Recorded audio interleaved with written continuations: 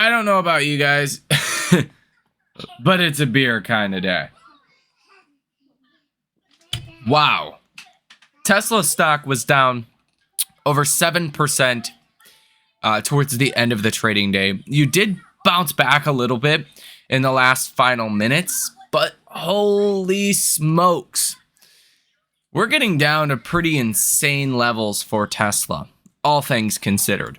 And here in this video, I will share with you the big catalyst that we have tomorrow morning, which, if you don't know, is CPI. CPI is going to be massive, huge catalyst for markets, especially for interest rate sensitive stocks, because tomorrow's CPI report could maybe be more impactful than some of the other data that we have gotten in quite a long time.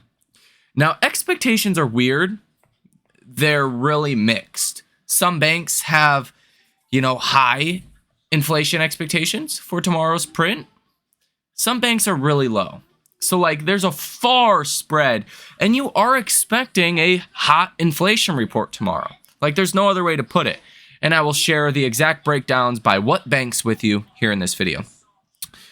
To state the obvious, we will go over what happened to Tesla stock today. I will reiterate why I believe you're pretty much at a bottoming point for Tesla. Now, could the stock fall further? Anything's possible. But normally when you get down to these kind of oversold conditions, you end up bouncing, historically speaking. Now, this time could be different, but I think it's hard to make that argument. Beyond that, we will look at the option activity today for Tesla, how our markets currently look, and what earnings we do have over the next 48 hours that could be important. So, with that said, ladies and gentlemen, hit that like button and subscribe to the channel. In fact, 55.7% of viewers last month were not subscribed to the channel. So if you want to make an impact in the smallest way possible, hit that subscribe button. Because while we are not a financial advisor, and I would never tell you what to do, Tesla could be a total fraud. Tesla could be the most successful company in business history. That's up to you to decide. I mainly share the news of the day and major events going on around Tesla stock and what I'm doing with my position. But it is safe to say, the more people that follow Tesla, statistically speaking, the better the stock long term will likely do. Stocks that have more people covering them, more people talking about them, well, the more better information that's out there, the better decisions that people as a collective potentially could make. And here's a cool fun fact for everyone.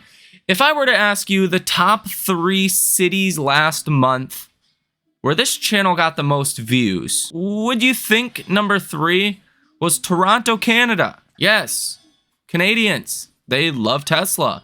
Number 1 is Los Angeles, not a huge shocker. Number 2 is New York. Number 3 is Toronto. Number 4 probably will shock most of you, and that's actually Singapore. And last but not least, number 5 is San Francisco. Now, just in case you have no idea what happened to Tesla stock for whatever reason, you haven't read the news, you're not on X, and you're just watching this video trying to figure out what's going on with Tesla, let me just reiterate for those folks. I'm going to assume most of you guys know what is happening with Tesla, but essentially Elon Musk put a bid to buy OpenAI.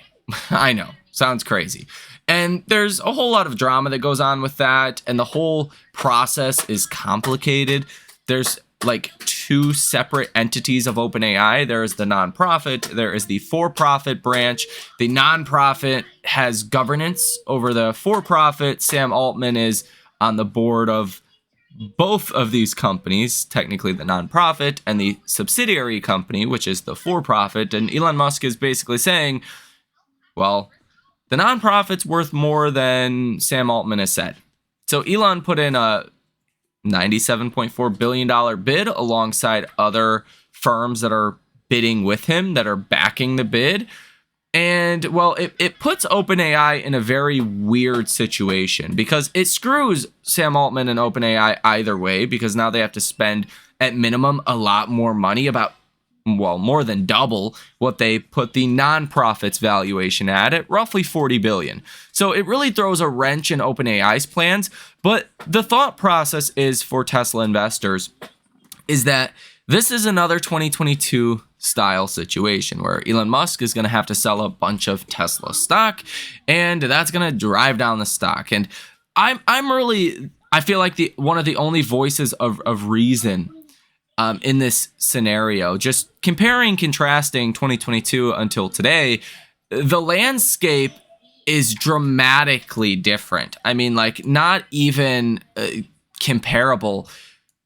2022, everyone thought we were going into a recession. I mean, literally, there were news outlets like Bloomberg reporting a 100% chance for recession in 2022. Tesla was cutting prices daily, if not weekly, and eroding margins. There was no end in sight. Mix that with Elon selling a lot of Tesla shares and confidence just at really lows we had not seen in a very long time, generally in markets, but especially around a car company. Like, you're a car company heading into a recession and you're cutting prices and margins are eroding. Like, that's not a good setup. And you have the CEO selling shares. Yeah, this is nothing like 2022. Now, I have made the argument that, one, Elon does not need to sell Tesla stock in order to place this bid. It's technically XAI that's backing this bid, and they have a $50 billion valuation. Assuming Elon puts like 20 billion in as the largest bidder, safe to assume that, XAI could do this by themselves. Okay, Elon could easily get a loan to finance this bid without ever having to sell Tesla stock. That's one avenue to look at this. The other avenue to look at this is to say Tesla stock is down 30%.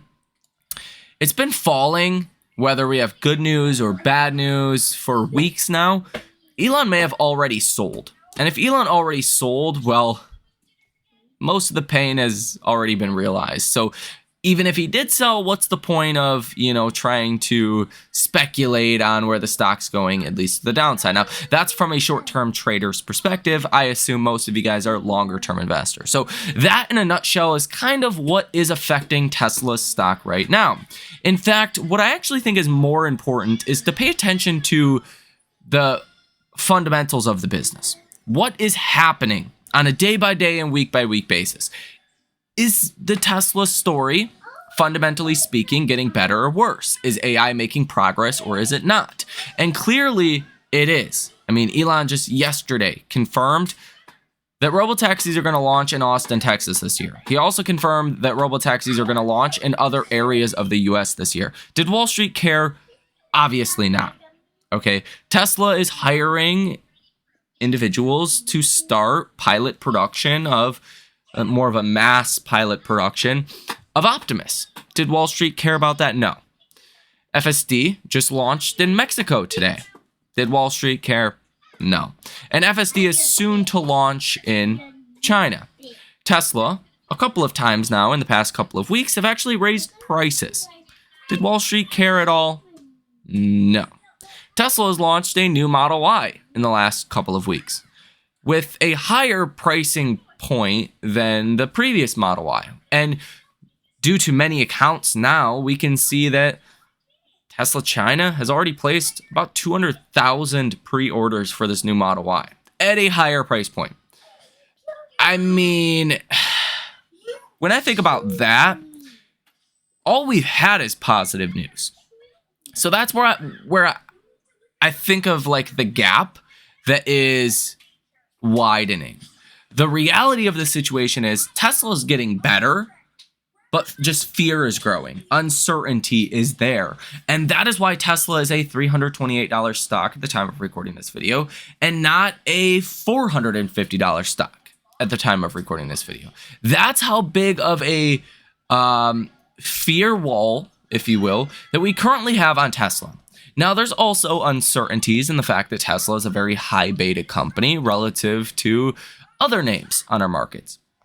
And that's important heading into tomorrow's CPI report, because in this market right now, it's kind of sell first, ask questions later kind of situation. Even when it has to do with tariffs and certain industries, they're just selling off, and then we're getting clarity, and then people make a final decision whether to, get back in or stay out of those specific positions. My ultimate point is people are reaching for any excuse they possibly can right now to see one side of this story. The one side they are saying is the bearish story, the bad story. Whereas everything is going right now at Tesla.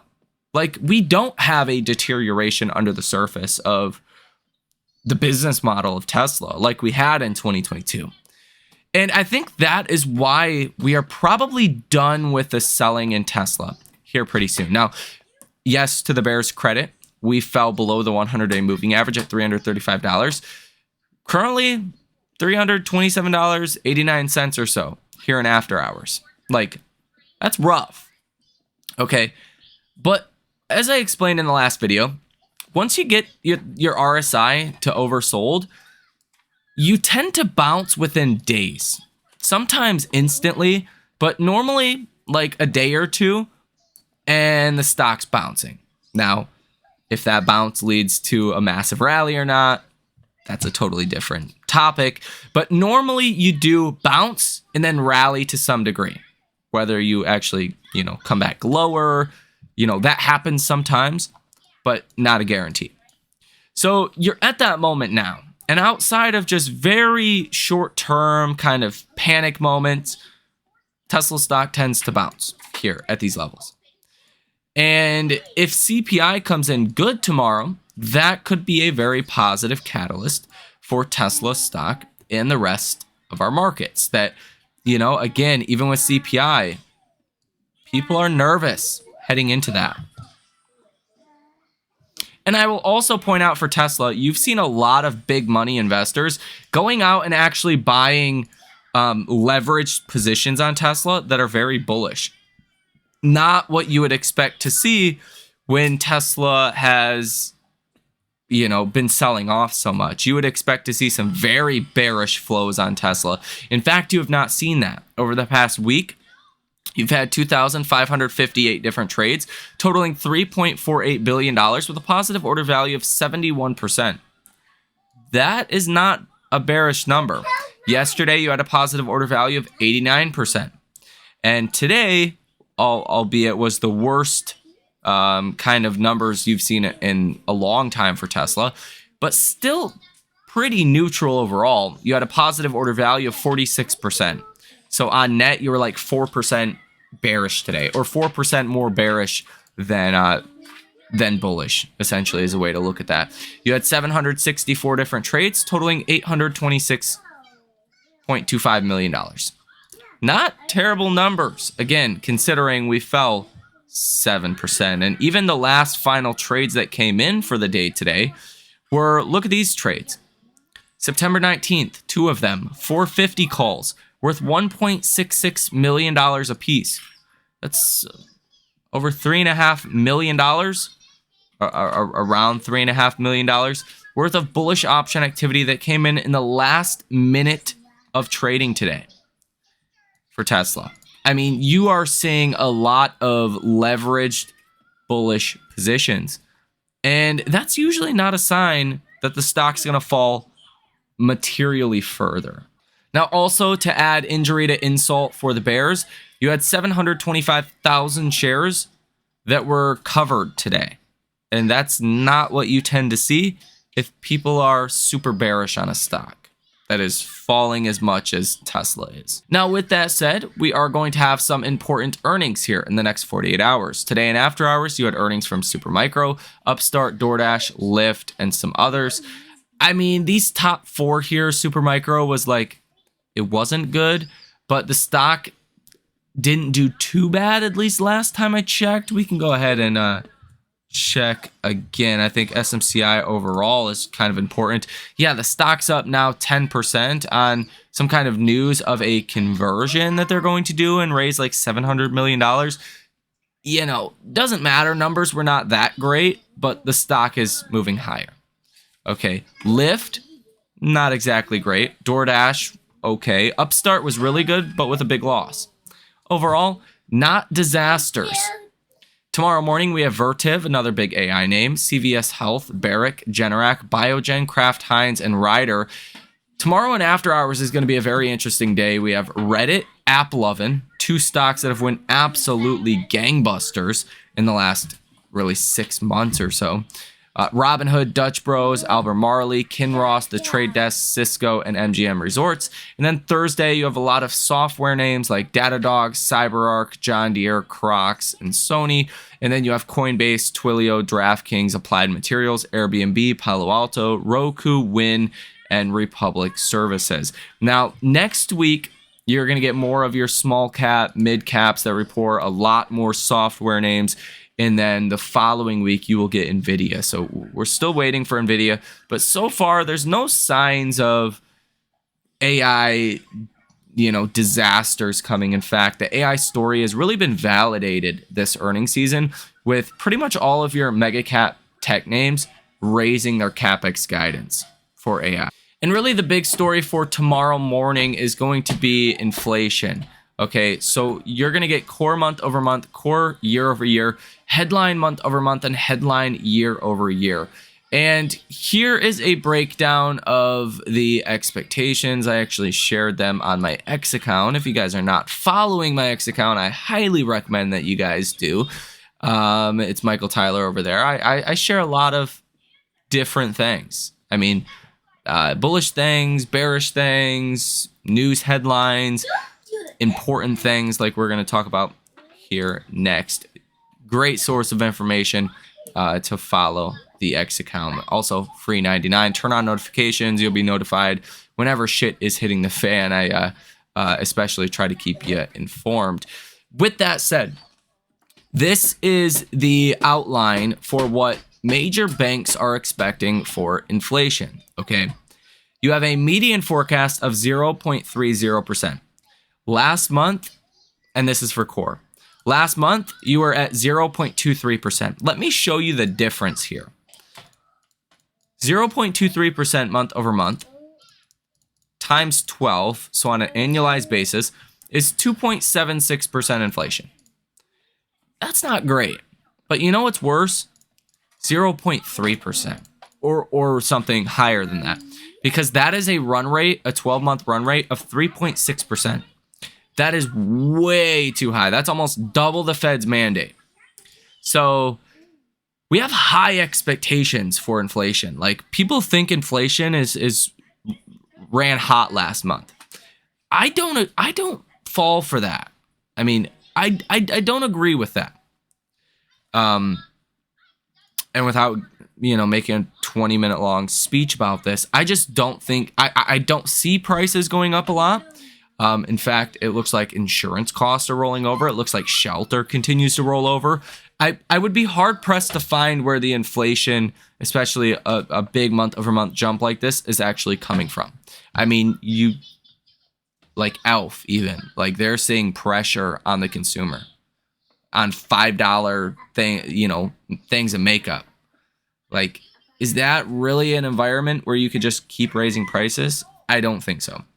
With that said, some of your high estimates for tomorrow's CPI report include Citigroup at 0.34%, Goldman Sachs at 0.34%, Morgan Stanley with the highest estimate here at 0.37%. That would be an absolute disaster. 0.37 times 12 is 4.44% annualized inflation. Yeah, yikes. And then you have other higher ones like Wells Fargo, 0.32%, TD Securities, 0.32%. You do also have Bank of America, 0.33%. But what's interesting here is you do have some really low estimates as well from major notable, banks. You have BNP Paribas at 0.25%. You have Deutsche Bank at 0.28%. You have Jefferies at 0.22%. JP Morgan, biggest bank by assets under management, at 0.23%. Moody's 0.23%. I mean, those are pretty low estimates. Even Piper Sandler, which they tend to be pretty accurate, at 0.27%. So there is a wide spread here between the high end and the low end of expectations. Now, let me just show you how crazy this spread actually is. So again, the highest estimate from Morgan Stanley has a running 12-month annualized core CPI number for tomorrow at 4.44%. Okay, this is taking the month-over-month number, the high-end estimate from Morgan Stanley, timesing it by 12. Okay, that's ugly. Over double the Fed's 2% target. But the low-end estimate, which is, Jeffries here at 0.22%, is 2.64%. 12-month annualized inflation. That is a wild spread. That's a spread of like 1.8% on a, again, annualized 12-month, running rate. It's been a long time since we have seen a spread that wide. That's essentially the Fed's 2% target in just a spread of expectations for tomorrow. That is why I do think tomorrow's inflation report could be so important, because everyone's kind of all over the board here in a way that you don't see all the time. Now, I will also point out, again, CPI is very important for interest rate sensitive companies. And if CPI comes in on the low side, you're probably going to see 10-year treasury yields come down quite a bit. And that's obviously going to be positive for your interest rate sensitive names. But you also had a testimony from Jerome Powell in the Senate today, in which Jerome Powell, he didn't sound super hawkish. And Jerome Powell has the CPI report today. He got that thing last night. Okay, that's just the reality of the situation. So I don't think we're getting a big warning at the very least from what we got from Powell today. Now, Powell is going to testify in front of the Senate coming tomorrow. Again, it lasts for 2 days, and I'm sure he's going to be asked about the CPI report that comes out in the morning, and we will see what he says about it. On the other hand, Fed Williams, which has been a lot more bullish recently, a lot of people think he's like the next runner-up for Powell's job in 18 months. He says monetary policy is well positioned to bring inflation to 2%, expects inflation at 2.5% this year before easing. GDP growth around 2% in 2025-2026, unemployment stable at 4 to 4.25%. Notes economic uncertainty from government policy, but says U.S. economy remains in a good place. So that, to me, doesn't sound like we're going to have a huge inflation issue tomorrow in the CPI report. And I should make it clear, Jerome Powell and Fed officials tend to get important CPI reports before they actually come out to the public. And just like that, at the time of recording this video, Tesla's stock is down almost another 0.5% in after hours. The selling the fear really just does not end right now within retail investors. It looks like hedge funds, institutions, money managers, they're not as concerned in Tesla as retail is. A lot of them are actually going out and taking this as an opportunity to get into Tesla. Perhaps if they missed the rally, from the 340s to 488, a lot of hedge fund managers were saying, Trump and Elon are close. Why didn't I see that? Why wasn't I in Tesla? And now it looks like a lot of them are starting to take this moment as an opportunity. And I would just caution everyone to, try to keep your panicky emotions really to the side and think about this thing logically. Yes, does Tesla have a high valuation? Of course. But so do a lot of other companies. The big differential is Tesla is addressing massive challenges with AI, full self-driving and robotics, and it's almost impossible to put a longer-term valuation on Tesla because of that. Question really is, what changed? Is Tesla still firing on all cylinders? Have we gotten bad fundamental news recently? And let me just answer that for you. Save you a lot of time looking things up. We have not gotten literally any bad news recently. Besides news that deliveries were down in January in Germany and other European countries, which was as expected when you're going to launch a new upgraded Model Y. right? You expect to get a slowdown in orders. And I would also say part of that has to do with Tesla revamping the production lines to get ready for the new Model Y. Again, you don't just go from mass production of an old vehicle using the same lines to the next second, the next day, mass production of a new vehicle. Even if it is like the same vehicle for the most part, but you're upgrading so many different aspects of the car. So that's just not how it works in Autoland. But figured I would throw that in there for anyone that was curious and did not understand that. So sorry, I'm not worried. And if I get an opportunity to buy at even lower levels than now, I'm going to take advantage of that. And I do think now is an opportunity. I want to be very clear about that. So let me know what you guys think about this down below in the comment section. Ladies and gentlemen, have a fantastic rest of your day, and I will see you in the next one. Can you say bye-bye? Bye-bye. Bye-bye. Say bye-bye. Bye-bye. Bye-bye. Bye-bye.